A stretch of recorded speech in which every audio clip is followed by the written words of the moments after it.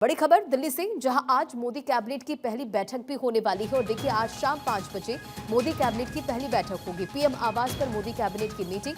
तो बड़ी जानकारी आपको दे रहे हैं और इसी खबर पर अधिक अपडेट के साथ गौरव हमारे साथ जुड़ गए। गौरव, मंत्री पद की शपथ ले ली गई। पीएम नरेंद्र मोदी तीसरी बार देश के प्रधानमंत्री बन गए और अब सबकी निगाहें पोर्टफोलियो वितरण पर और साथ ही साथ आज कैबिनेट की पहली मीटिंग होने वाली। क्या अपडेट?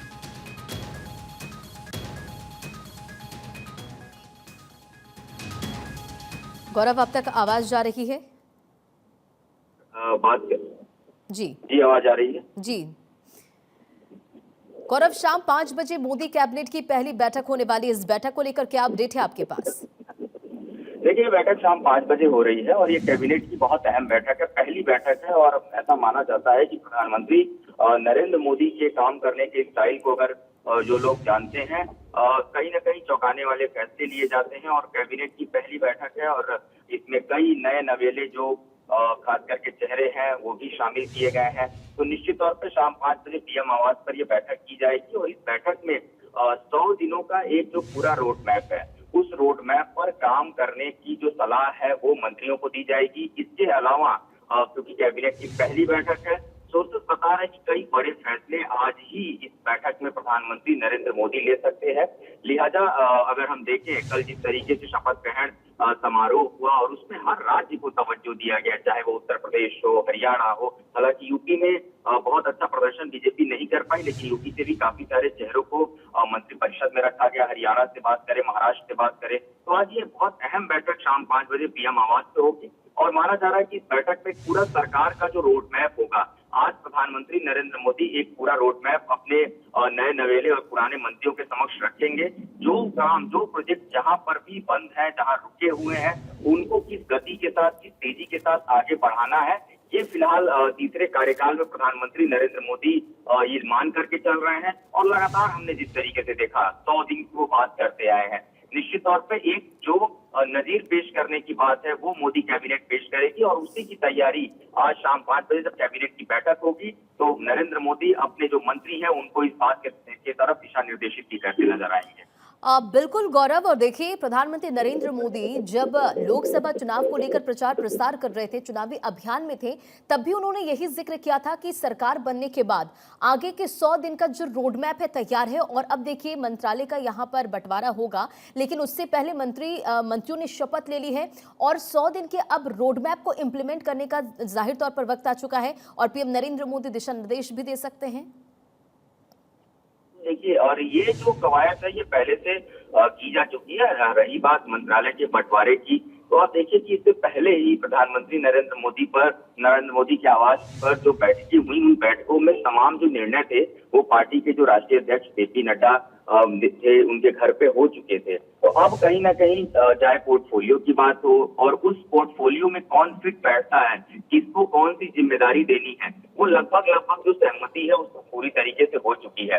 क्योंकि सरकार के कुछ प्रमुख मंत्रालयों की बात करें जहां लंबे समय से कुछ बड़े प्रोजेक्ट पे काम चल रहे हैं, आप देखिए रेलवे मंत्रालय की बात करें, खास करके अहमदाबाद से मुंबई बुलेट ट्रेन प्रोजेक्ट जो लगभग अगर मैं कहूँ तो 60% उसका काम हो चुका है। ये वो बड़े प्रोजेक्ट हैं जिन पर निगाहें होंगी।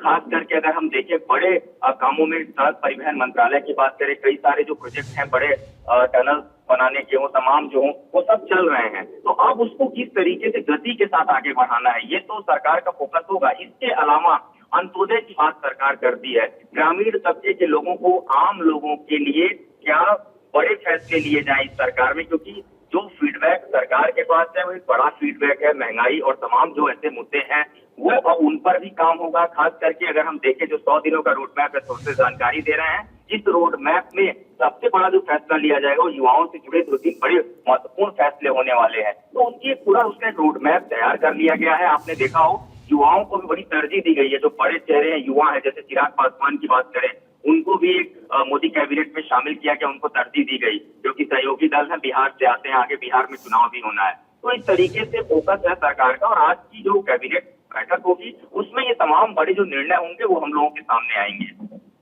बिल्कुल, देखिए, पीएम नरेंद्र मोदी के अलावा 30 कैबिनेट मंत्री ने शपथ ली है और कई चेहरों को रिपीट किया गया है। देखिए, जैसा कि आप जिक्र कर रहे थे बिहार का, इस बार कई जगहों पर, कई राज्यों पर विधानसभा चुनाव भी होने वाले हैं। जाहिर तौर पर उन समीकरणों को भी साधने की कोशिश की गई। गौरव,